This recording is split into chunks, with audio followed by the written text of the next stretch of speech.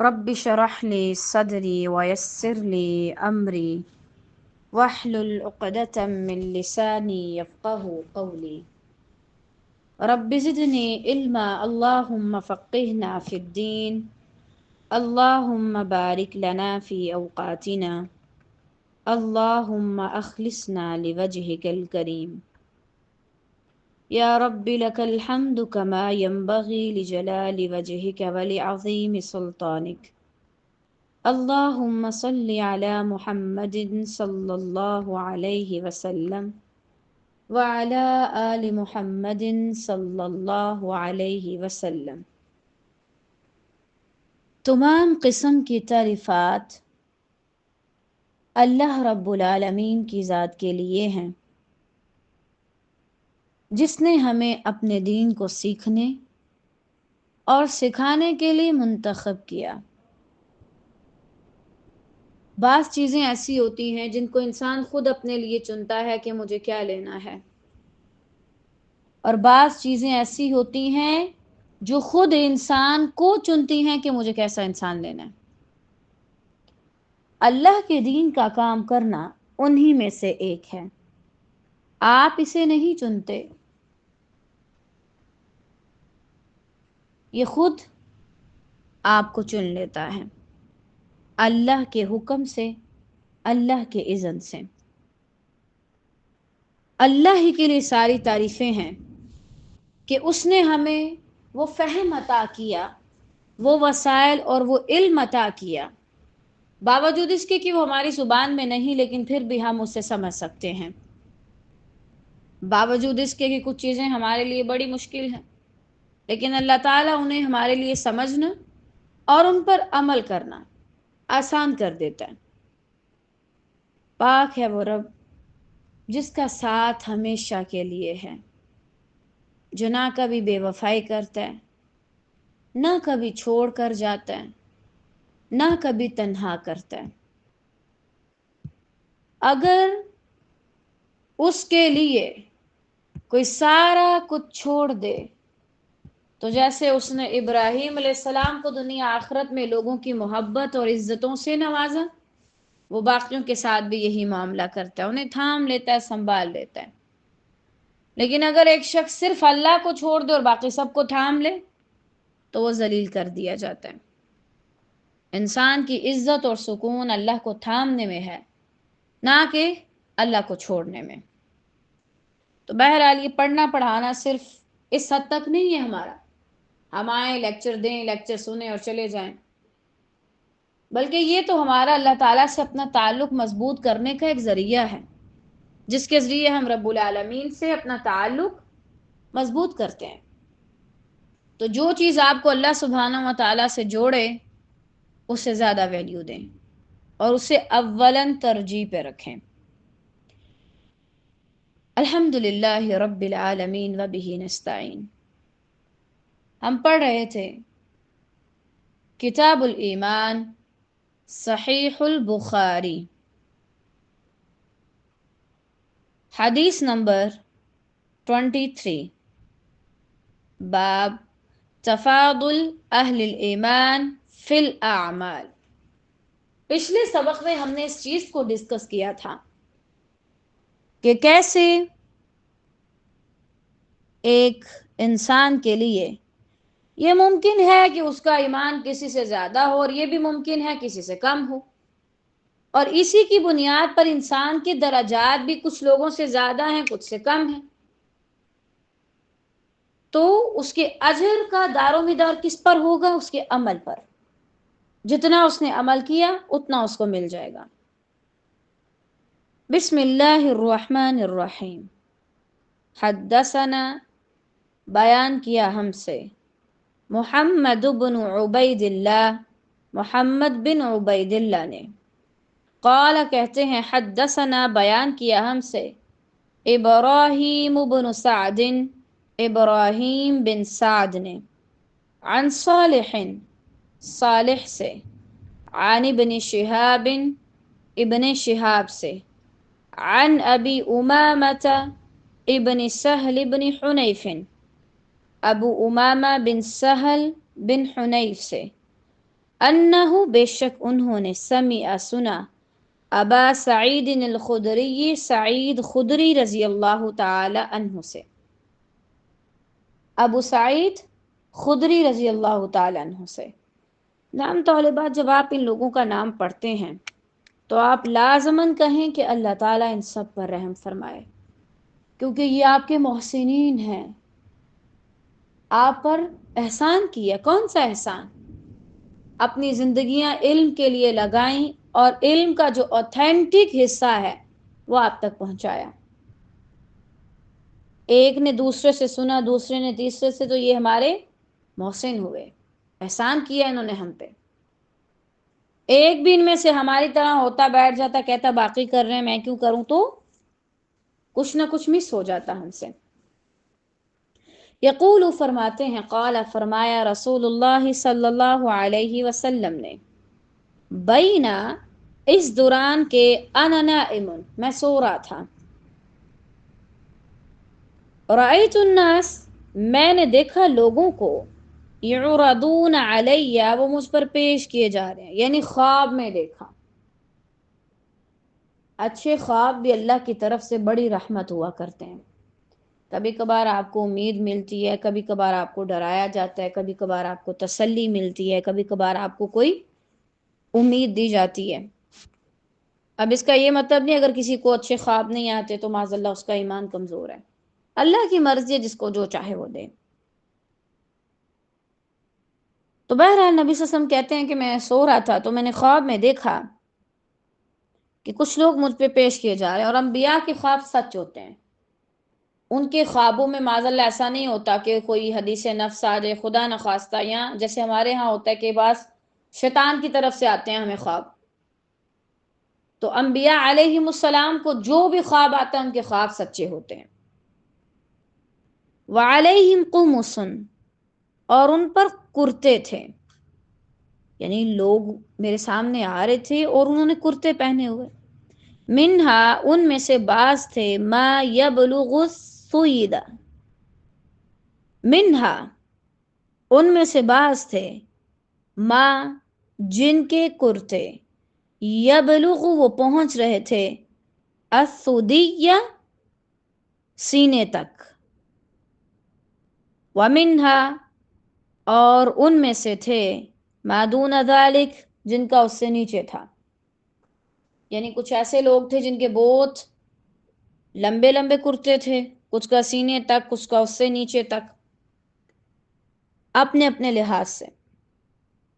وعرض اور پیش کیے گئے علیہ مجھ پر، عمر بن الخطاب عمر بن خطاب رضی اللہ تعالی عنہ، وعلیہ قمیص اور ان کے بدن پر جو کرتا تھا، یجرہ اسے گھسیٹ رہے تھے، یعنی اتنا بڑا، کسی کا سینے تک تھا، کسی کا تھوڑا سا نیچے تھا، کسی کا گھٹنوں تک تھا، لیکن عمر بن خطاب رضی اللہ تعالی عنہ کا اتنا لمبا کرتا تھا کہ وہ تو پیچھے وہ گھسیٹتے ہوئے اس کو لا رہے تھے، زمین پہ بھی لگ رہا تھا، یعنی ان کے بدن سے بڑا تھا وہ۔ قالوا انہوں نے پوچھا، فما اولت ذلک تو اس کی کیا تعبیر ہوگی، یا رسول اللہ صلی اللہ علیہ وسلم اے رسول اللہ صلی اللہ علیہ وسلم، یعنی آپ نے یہ خواب دیکھا ہے، انبیاء کے خواب تو سچ ہوتے ہیں، تو پھر اس کی کیا تعبیر ہوگی؟ قال فرمایا، الدین اس سے مراد ہے دین، کہ یعنی وہ بہت زیادہ دیندار ہوں گے، دین پر عمل کرنے والے ہوں گے، بہت زیادہ لوگوں سے دین میں زیادہ ہوں گے۔ اور آپ دیکھیں عمر بن خطاب رضی اللہ تعالی عنہ نے خود بھی اسلام کی حدود پر عمل کیا اور دوسروں کو بھی عمل کروایا، زبردستی بھی کروایا، بعض لوگوں سے ایسی ایسی سزائیں رکھی کہ پھر مجال ہے ان کی کہ کوئی انکار کرے۔ تو یہ کیا تھا اصل میں؟ نبی کریم صلی اللہ علیہ وسلم نے تعبیر بیان کی ان کے خواب کی، جو ان کو آیا، نبی صلی اللہ علیہ وسلم کو آیا۔ اس حدیث سے ہمیں کیا پتہ چلتا ہے؟ کرتے سے مراد تھا دین۔ تو واقعی میں کچھ لوگوں کے اندر 50% ہوتا ہے، کچھ کے اندر 20% ہوتا ہے، کچھ کے اندر 60% ہوتا ہے، کچھ کے اندر بہت زیادہ ہوتا ہے۔ ہر شخص الگ لحاظ سے دیندار ہے، اب بالفرض آپ جتنے بھی لوگ یہاں پر ہم لوگ موجود ہیں، ہم میں سے سب کا ایمان ایک دوسرے سے الگ ہے. میرا آپ سے، آپ کا مجھ سے الگ ہے ایمان. اور ہم میں سے یقیناً کوئی ایسا ہے جس کا ایمان سب سے زیادہ ہے. پھر لیولز ہیں. اسی طرح تمام انسانوں کے اندر بھی لیول رکھے گئے ہیں. یہ وہی بات ہے کہ کوئی صرف پورا پورا لیے ہے، کسی کے حلق تک ہے، کسی کے سینے تک ہے، اور کسی کا اتنا زیادہ ہے کہ اس سے باہر نکل کے اور لوگوں تک بھی جا رہا ہے.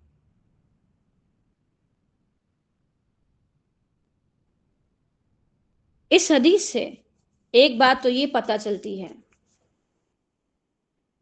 کہ انبیاء علیہم السلام کے خواب سچے ہوتے ہیں، بامعنی با مقصد ہوتے ہیں. دوسرا یہ کہ ہر انسان کا ایمان دوسرے سے مختلف ہے، الگ ہے، کسی کا کم، کسی کا زیادہ. اسی طرح اس حدیث سے ہمیں یہ بھی پتہ چلتا ہے کہ اپنے خوابوں کو ہر کسی کے سامنے مت بتانا شروع کر دیں. دیکھیں، بعض اوقات ہو سکتے آپ کو بڑا اچھا خواب آیا ہو. اب ہم کیا کرتے ہیں، فون کر کے سب سے تعبیریں پوچھنے لگ جاتے ہیں. واللہ اگر آپ کو کوئی اچھا خواب آتا ہے آپ مجھ سے بھی مت پوچھیں، کیونکہ خوابوں کی تعبیر کا علم بالکل الگ ہے. ایک عالم تھے نا، اللہ تعالیٰ ان پہ رحم فرمائے، انہیں بڑا شوق ہوا کہ وہ خوابوں کی تعبیر سیکھیں. ان کے پاس جتنے بھی پیسے تھے انہوں نے سارے خرچ کر دیے، گھر کا سامان بھی بیچا کچھ، تو جا کتنی زیادہ کتابیں اٹھا لائے. اب جب اسے پڑھنے لگے تو کہتے ہیں مجھے تو سمجھ ہی نہیں آ رہی. تو ہر انسان ہر کام نہیں کر سکتا. تھوڑا بہت تو ہم کسی کو چلیں بتا سکتے ہیں، کیونکہ حدیث میں ہمیں ملتا ہے نا، اگر یہ چیز دیکھی جائے تو یہ مراد ہے، یہ چیز دیکھی جائے تو یہ مراد ہے. سبحان اللہ.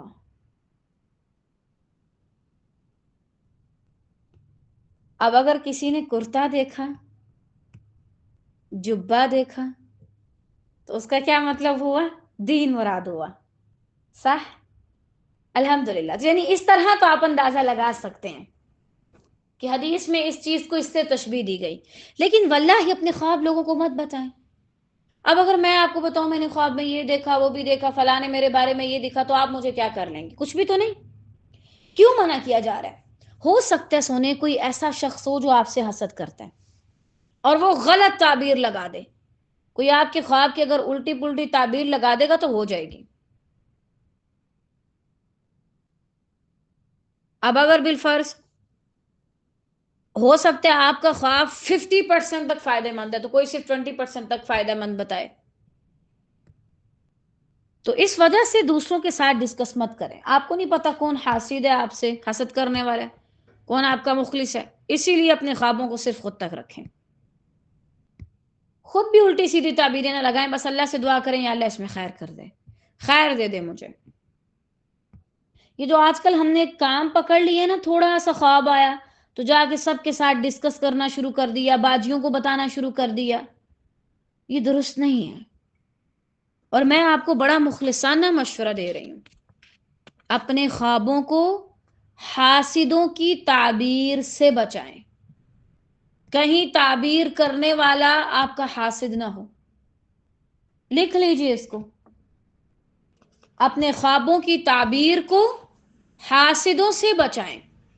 ایسے نہ ہو کہ جو آپ کے خواب کی تعبیر بتا رہا ہے وہ کوئی حاسد ہو.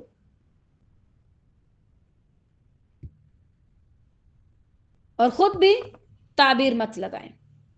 آپ دیکھیں کبھی کبھار ہم خود ایسا کر رہے ہوتے ہیں، کسی نے کوئی اچھا خواب دیکھے ہم بلا وجہ بری تعبیر لگاتے ہیں. اس چیز سے بھی ایمان کھایا جاتا ہے نا.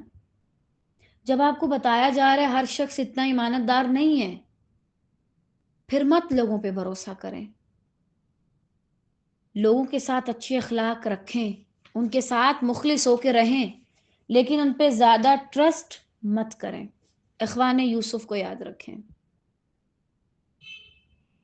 یوسف علیہ السلام خوبصورت بھی تھے، بابا کے پیارے بھی تھے، سارا کچھ تھا نا.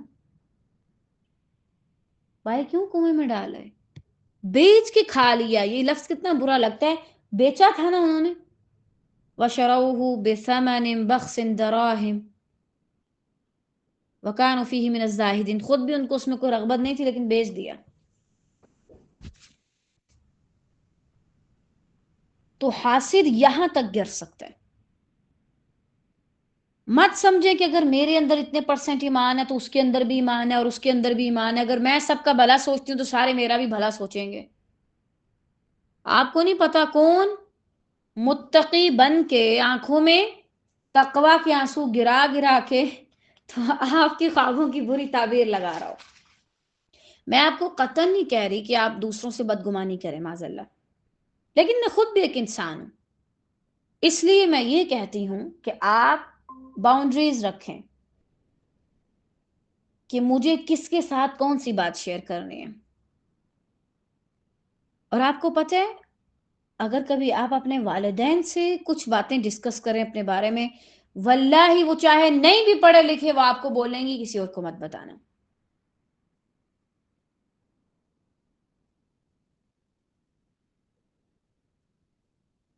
اور وہ صحیح کہتے ہیں. ہر بندہ جس نے کلمہ پڑھا ہے وہ اللہ سے ڈرنے والا نہیں ہے، ورنہ اللہ کبھی بھی کلمہ پڑھنے والوں کو جہنم میں نہ ڈالتا، چونکہ ان کے ایمانوں میں فرق ہے، ہمارے ایمانوں میں فرق ہے. بعض مومن بن کے بھی دوسروں کو تکلیف دیتے ہیں. ہو سکتا ہے کسی کو اللہ تعالیٰ ایمان میں بہت زیادہ کر دے لیکن وہ کسی حاسد کے سامنے اپنی اچھی چیزیں کھول کے بیٹھ جائے اور اس کی نظر ہی کھا جائے. العین حق، نظر بر حق ہے. اللہ کی اذن سے سارا کچھ ہوتا ہے، لیکن جب آپ زیادہ شوخیاں مارتے ہیں نا پھر اللہ تعالیٰ آپ کو آپ کی حد میں کر دیتا ہے. ایک تو یہ ہے نا کہ آپ بڑے یعنی معصوم سے ہیں، آپ کے دماغ میں کوئی ایسی چیز نہیں کہ میں لوگوں کو دکھاوا کروں، شیخی والا کوئی کام نہیں ہے، تو کوئی آپ کو بری نظر لگانا بھی چاہے تو اللہ آپ کو اپنی پناہ ملے گا. لیکن اگر آپ کے اندر خود ہی یہ بات آ گئی کہ میں شوخی بنوں، شوخی یہ نہیں کہ بہت بڑے لیول کا دکھاوا، ایسے ہی بس شوخیاں مارتے پھرنا، ہاں مجھے ایسے خواب آتے ہیں ایسے خواب آتے ہیں میں سب کو بتاتی پھروں. اگر یہ سوچ بھی آ گئی اور آپ اس کا مطلب خود جا کے بھیجیے کے منہ پہ ہاتھ رکھ رہے ہیں، آؤ اور مجھے کاٹو اور میرا ہاتھ چبا جاؤ. جب آپ ایمان والے ہوتے ہیں نا تو اللہ آپ کو بڑی ایکسٹرا چیزیں دیتا ہے. لوگوں کی فہم و فراست سے بعض اوقات وہ چیزیں باہر نکل جاتی ہیں. اللہ آپ کو بعض اوقات چھوٹی عمر میں بہت سی چیزوں سے نواز دیتا ہے. تو اس کا یہ مطلب تھوڑی ہے سب کے سامنے لے کے بیٹھ جو آپ کو پتہ ہے میں اتنے سالوں کی اور میں اتنا کام کر رہی ہوں ماشاءاللہ. کیا ضرورت ہے بھائی دوسروں کو بتانے کی؟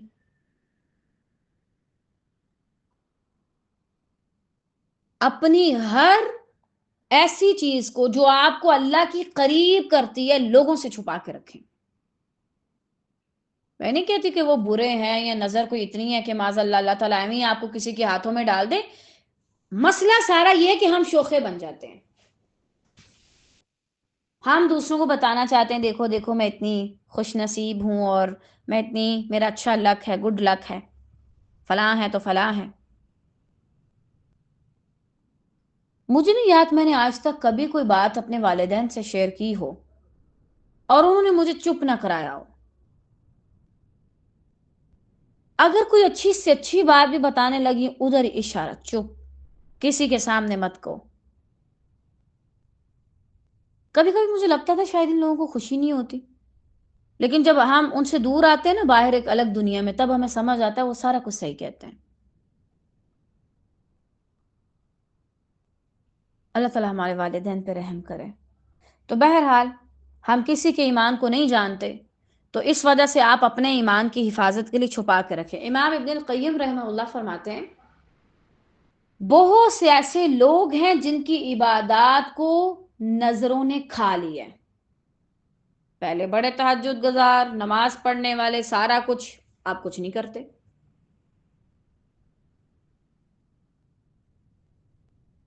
تو اپنی عبادات کو، ان چیزوں کو جو آپ کو اللہ کے قریب کرتی ہیں انہیں چھپا کے رکھیں.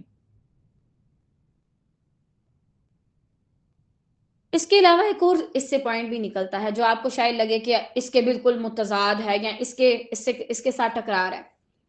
وہ یہ ہے کہ کبھی کبھار اگر آپ کو لگے آپ کے ارد گرد مخلص لوگ ہیں تو آپ کسی انسان کی عظمت کو بیان کر سکتے ہیں، فلاں کی یہ خاصیت ہے، فلاں کا یہ مقام ہے، فلاں کی یہ خوبی ہے، لیکن ایک حد تک۔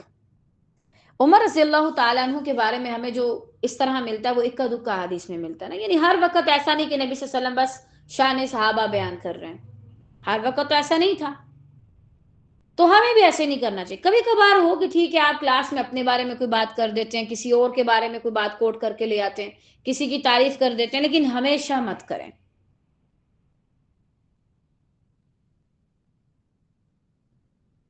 اور پھر آپ دیکھیں گے کہ انشاءاللہ اللہ تعالیٰ آپ کو کتنی زیادہ خیر دیتا ہے۔ جب اللہ تعالیٰ ہمیں کسی خیر کے پیغام امید دیتا ہے نا کسی خیر کے ملنے کی، تو وہ بھی ملی نہیں ہوتی، اس کی ابھی امید آتی ہے۔ اگر امید آپ اپنے تک ہی رکھیں اور واہ ویلا نہ مچائیں تو اللہ تعالیٰ آپ کو ہو سکتا ہے جو 40% خیر لکھی تھی وہ دے دے، لیکن جب آپ واہ ویلا مچا دیتے ہیں ارد گرد، پھر ہو سکتا ہے آپ کو صرف 4% ملے، 20% ملے۔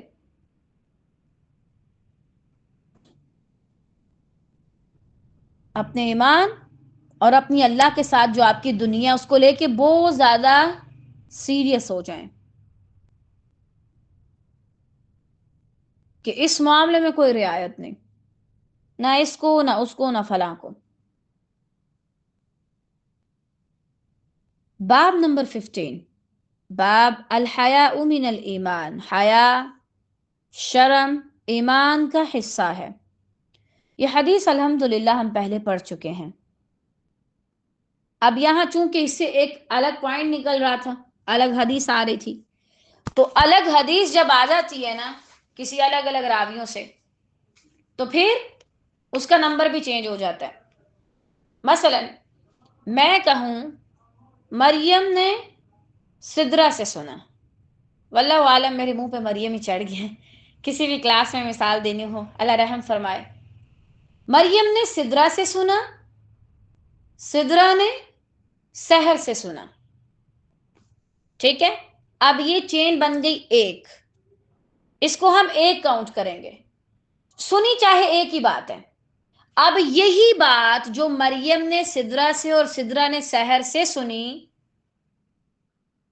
یہ کائنات نے اقرا سے اور اقرا نے آگے سحر سے سنی، سحر سے ہی سنی لیکن بیچ میں بندے چینج ہو گئے، اب ہم اس کا نمبر چینج کر دیں گے۔ یہ بعض اوقات احادیث میں ہوتا ہے، یعنی صحابہ اکرام رضی اللہ تعالیٰ عنہ 10 بیٹھے ہوں، 20 بیٹھے ہوں ماشاء اللہ، اب ایک نے جا کے آگے کسی اور کو بتایا، اس نے آگے اور کو بتایا، پھر ایک نے کسی اور کو بتایا، اس نے کسی اور کو بتایا، تو ایسے احادیث کے نمبر زیادہ بڑھ جاتے ہیں۔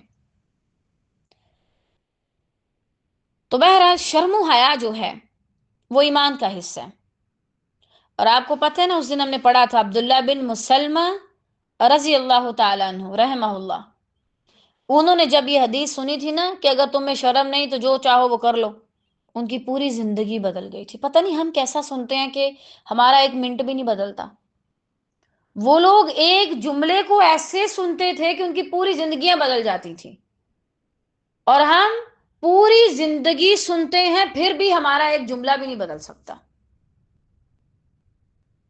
کیا فرق ہے سننے میں، یقین میں؟ ان لوگوں کو یقین بڑا تھا، ہمارا یقین بڑا کمزور ہے۔ حدثنا عبداللہ بن یوسف، بیان کیا ہم سے عبداللہ بن یوسف نے، قال کہتے ہیں اخبرنا خبر دی ہمیں مالک بن انس نے، مالک بن انس نے، عن ابن شہاب، ابن شہاب سے، عن سالم ابن عبداللہ، سالم بن عبداللہ سے، عن ابیہ وہ اپنے بابا سے، ان بے شک رسول اللہ صلی اللہ علیہ وسلم مر گزرے علی رجل ایک آدمی پر، من الانصار انصار میں سے، وہو یعظ اس حال میں کہ وہ نصیحت کر رہا تھا، خواہ وہ اپنے بھائی کو، فی الحیاء حیا میں، یعنی تم اتنی شرم کیوں کرتے ہو، اتنا کیوں شرماتے ہو؟ فقال رسول اللہ صلی اللہ علیہ وسلم تو فرمایا رسول اللہ صلی اللہ علیہ وسلم نے، دعہ چھوڑو اسے، فإن الحیا کیونکہ بے شک حیا من الایمان ایمان کا حصہ ہے۔ یعنی اگر ایک انسان حیا کر رہا ہے اور وہ ایکسٹرا حیا والا ہے تو یہ مت کہ یہ اتنا شائع کیوں ہے، بھائی اس کو رہنے دیں. ایسا نہیں ہے کہ آپ کوئی شخص اگر آ رہا ہے میں پریزنٹیشن نہیں دے سکتی، میں لوگوں کے سامنے لیکچر نہیں دے سکتی، میں تلاوت نہیں کر سکتی کیونکہ مجھے شرم آ رہی ہے، اس کا مطلب آپ کے اندر شرم نہیں ہے، اس کا مطلب آپ کے اندر ایمان کی کمی ہے. یہ اصل میں حیا نہیں، یہ ایمان کی کمی ہے کہ آپ کو اللہ کا ذکر کرنے کا کہا جائے اور آپ کے مجھے شرم آ رہی ہے. یہ شرم نہیں ہوتی، ایمان کی کمی ہوتی ہے. لیکن اگر بالفرض آپ کے اندر ایسی حیا ہے کہ آپ لوگوں سے ذرا کم بات کرتی ہیں، فضولیات نہیں کرتی، پورا پورا بولتی ہیں، اور زیادہ کسی کو گور گور کے دیکھتی نہیں ہے، اوور کانفیڈنٹ نہیں ہے، تو یہ اچھی چیز ہے. آپ ضروری تو نہیں میں کہوں نہیں سب کے ساتھ جا کے گلے ملو، ہاتھ سے اسلام کرو، یا تمہیں ضرور اتنا تمہارے اندر کانفیڈنس ہو کہ تم جا کے لڑکوں سے بات کر سکو. اٹس اوکے اگر کسی کے اندر نہیں تو نہیں. یعنی اگر اس کے فرائض نہیں چھوٹ رہے اور اگر وہ اللہ کا حق ادا کر رہی ہے اس کے باوجود وہ زیادہ شرماتی ہے تو ٹھیک ہے. اب بعض لوگ بہت زیادہ شرماتے ہیں، حتیٰ کہ اگر کبھی آپ ان کی شادی کا بھی نام لے لیں تو وہ لال پیلے ہو جاتے ہیں.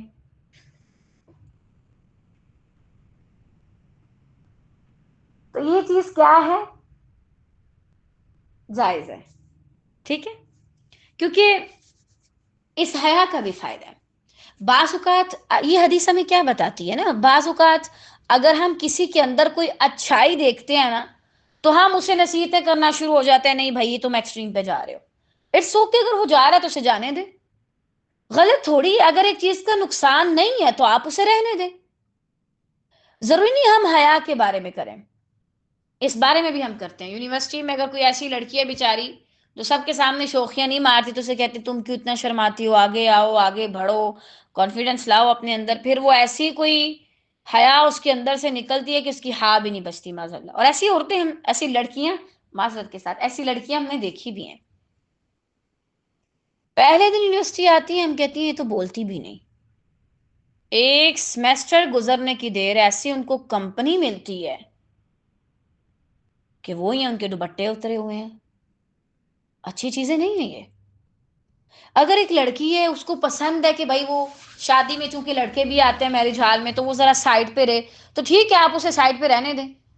آپ کیوں کہہ رہی نہیں اٹھو ادھر آؤ سب کے سامنے آؤ آ کے تصویریں بنواؤ؟ کوئی نہیں بنواتی تو نہ بنائے، آپ کو کیا ہے.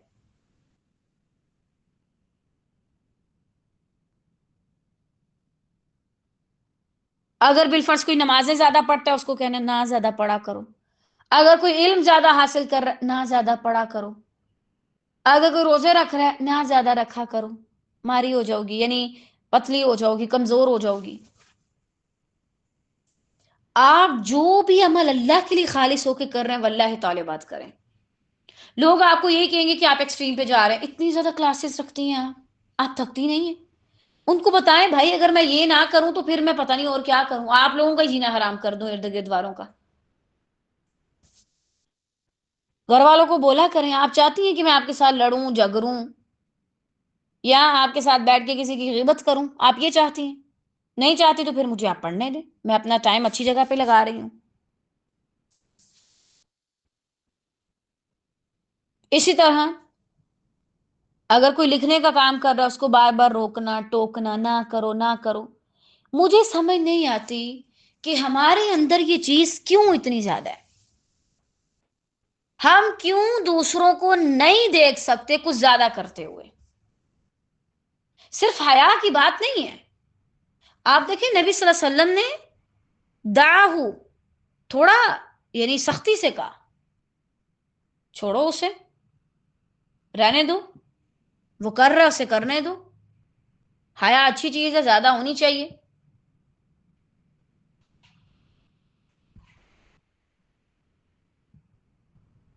اب اسی طرح اگر کوئی آپ کو آپ جائز کام کر رہے ہیں، اچھے سے کر رہے ہیں، سب کا حق دینے کے بعد کر رہے ہیں، کہیں آپ نا انصافی نہیں کر رہے، آپ کریں، لوگوں کو بھی چاہیے آپ کو کرنے دیں.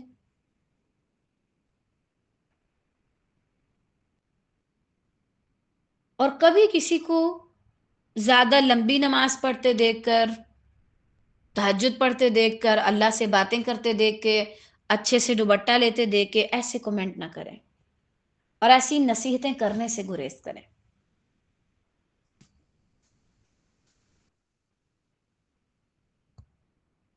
اور اسی طرح اگر آپ کسی کو ایسا کرتے ہوئے دیکھ رہے ہیں تو آپ اسے روکیں، چاہے کچھ بھی ہے۔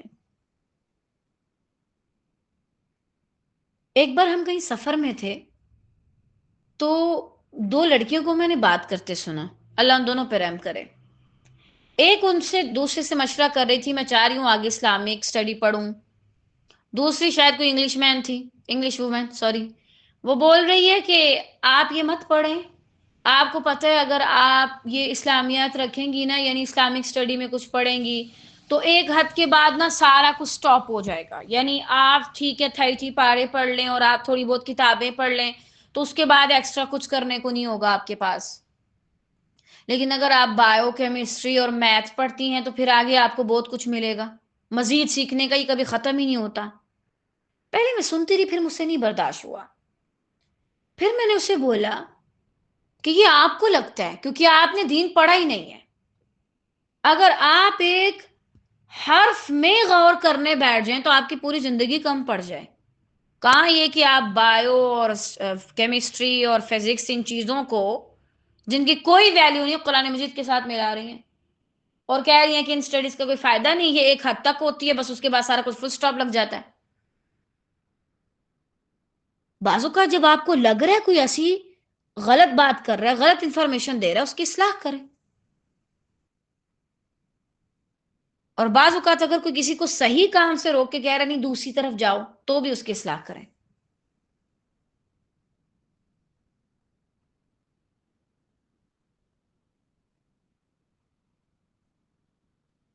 اور بعض چیزوں کا بڑا فائدہ ہو جاتا ہے، اس کے بعد الحمدللہ میں نے ان کو دیکھا کہ وہ ہمارے ہی یونیورسٹی میں پڑھتی ہیں، اللہ ان پہ رحم کرے۔ اور الحمدللہ بھی ان کو دیکھ کے اتنی زیادہ خوشی ہوتی ہے، وہ آگے مزید اچھے سے کام کر سکتی ہے، محنت کر رہی ہے، وہاں اور لوگوں کو بھی فائدہ دے رہی ہے۔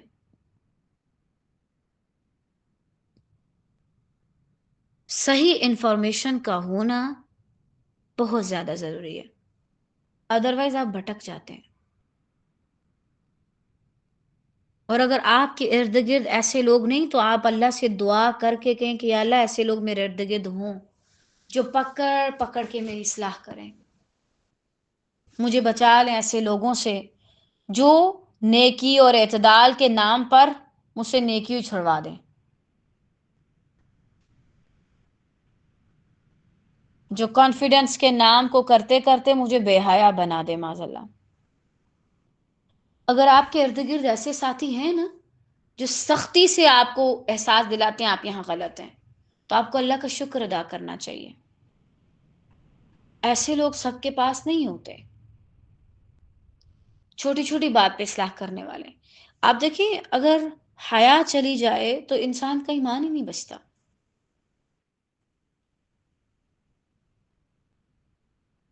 اس لیے یہ ضروری ہے۔ اس کے علاوہ ایک اور چیز، ہر چیز کی ویلیو ہر بندے کو نہیں پتا ہوتی۔ اب مثلا جو شخص حیا کر رہا ہے جتنی اس کو ویلیو پتا ہے اتنی کسی اور کو نہیں پتا ہوگی، جتنی آپ علم حاصل کرتے ہیں اور جتنی آپ کی نظر میں علم کی ویلیو ہے اور لوگوں کی نظر میں نہیں ہوگی۔ ہماری تو کتابوں میں جان بستی ہے، ادھر ادھر ہو جائیں تو بہت زیادہ مسئلہ ہوتا ہے۔ میرا کوئی کام بھی کوئی کر لے مجھے کبھی اعتراض نہیں ہوتا، لیکن میری کتابیں ہمیشہ میں خود سیٹ کروں، الماری میں رکھنی ہے، باہر نکالنی ہے، ٹیبل پہ رکھنی ہے، اٹھانی ہے، واپس رکھنی ہے، میں خود کروں۔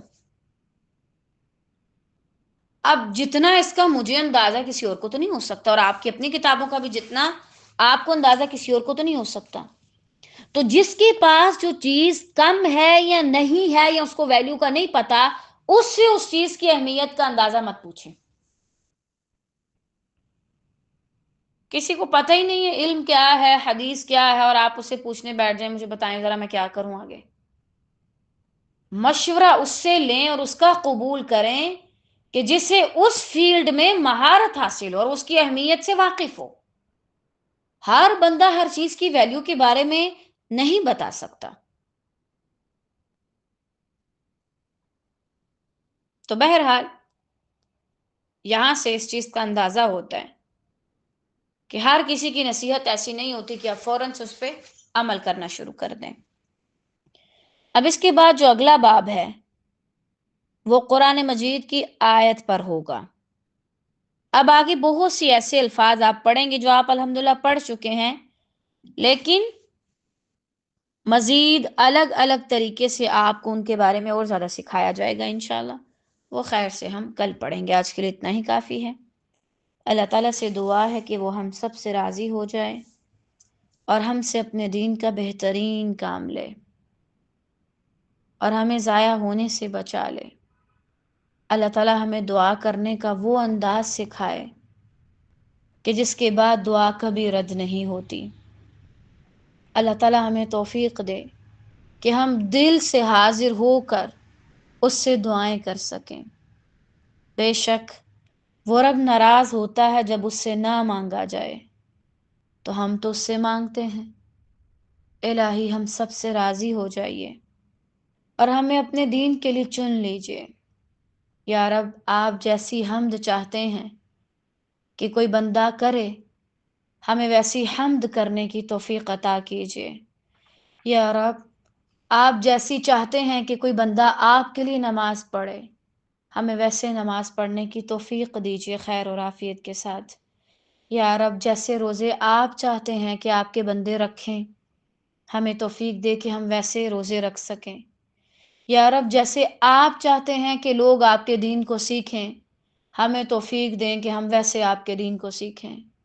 یا رب جیسے آپ چاہتے ہیں کہ آپ کے بندے آگے دین کا کام کریں، یا رب آپ ہمیں ویسے علماء میں بنا دیں خیر کے ساتھ جنہیں آپ پسند کرتے ہیں۔ یا رب جیسے آپ اپنے اس بندے کو تیار کرتے ہیں جس سے آپ کو محبت ہوتی ہے اور اس سے اپنا قرب دیتے ہیں، بالکل ویسے ہمیں تیار کیجئے خیر سے اور اپنا قرب دے دیجئے۔ یا رب آپ کے عرش کے سائے کو پانے کے لیے جو جو اعمال چاہیے خیر اور عافیت کے ساتھ وہ ہمارے آخرت کے بیگ میں جمع کروا دے۔ یا رب ہر وہ عمل جو جہنم سے بچنے کے لیے ضروری ہے خیر اور عافیت کے ساتھ ہمیں اس کی توفیق دے دے۔ یا رب ہر وہ عمل جسے جنت میں جانے کے لیے کرنا ضروری ہے، اپنی رحمت اور اپنے فضل کے ساتھ ہمیں وہ کرنے کی توفیق بخش دے۔ یا رب جیسی دعائیں آپ قبول کرتے ہیں ویسی دعائیں کرنے کی ہمیں توفیق دیجیے۔ یا رب ایسے نہ ہو کہ ہم جو مانگتے ہیں وہ دنیا میں مل کے ختم ہو جائے۔ یا رب ہمیں اس دنیا میں نوازنا جہاں کوئی رشتہ داری نہیں سوائے اعمال کے، ہر طرح کا تعلق ختم ہو جاتا ہے، صرف ایک تعلق بچتا ہے، وہ ہے مخلوق اور خالق کا۔ یا رب ہم آپ سے آپ کے رحمت اور آپ کے فضل کا سوال کرتے ہیں۔ بے شک آپ کے ہاں خالی ہاتھ نہیں لوٹایا جاتا، عطا کیا جاتا ہے، بڑھا چڑھا کے دیا جاتا ہے اور راضی کر دیا جاتا ہے۔ یا رب آپ ہمارے لیے کافی ہو جائیے خیر کے ساتھ۔ یا اللہ ہمارے جو جذبات، احساسات، جو امیدیں ارد گرد کے لوگوں سے ٹوٹ کر بکھر چکی ہیں اور وہ چوڑا چوڑا ہو چکی ہیں، یا رب ہم انہیں اٹھا کر آپ کے پاس لاتے ہیں۔ آپ ان سے ہمارے لیے کافی ہو جائیے خیر سے۔ بے شک جب آپ کافی ہو جاتے ہیں تو کچھ نہیں چاہیے ہوتا، مزید کی طلب اور طرب ختم ہو جاتی ہے۔ یا رب اپنے فضل سے نواز دیجیے، ایسا بنائیے جیسا آپ چاہتے ہیں۔ یا رب ایسے نہ ہو کہ ادھر ہماری اچھی پہچان ہو کہ فلاں باجی پڑھاتی ہے اور یا رب آپ کے ہاں ہمیں کوئی جانتا ہی نہ ہو، نہ جبرائیل علیہ السلام، نہ آپ کے مقرب فرشتے، نہ آسمان والے۔ یا رب ہم تو وہاں تک نام چاہتے ہیں خیر سے جو آپ کے ہاں دیا جاتا ہے اور آپ کی طرف سے دیا جاتا ہے۔ یا رب ہمیں ہر وہ خیر دے دے، ہر وہ خیر ہماری جولی میں ڈال دے جو تیرے نبیوں نے تجھ سے مانگی، اور ہر اس شر کو ہم سے دور کر دے جس سے تیرے نبیوں نے تجھ سے پناہ مانگی۔ بے شک تو ہی تھا انہیں سکھانے والا اور ہمیں بھی سکھانے والا، ان سے بھی تو نے قبول کیا، اور ہماری دعائیں قبول کرنے کے لیے بھی صرف تو ہی رب ہے یا رب، اور کوئی نہیں۔ بس ہمیں خالی ہاتھ مت لوٹا۔ مجھے شرم آتی ہے اس زبان سے کہتے ہوئے جس سے تیری نافرمانی کی، اور ان آنکھوں میں امیدیں لیے آسمان کی طرف اٹھاتے ہوئے جن سے وہ دیکھا جو نہیں دیکھنا چاہیے تھا، اور اپنے ہاتھوں کو تیری طرف بڑھاتے ہوئے جن سے تیری ہی نافرمانی کی۔ بس یا رب اس شرمندگی کو ہم سے قبول کر کے ہم سے راضی ہو جائیے خیر کے ساتھ۔ آمین یا رب العالمین۔ بارک اللہ فیک۔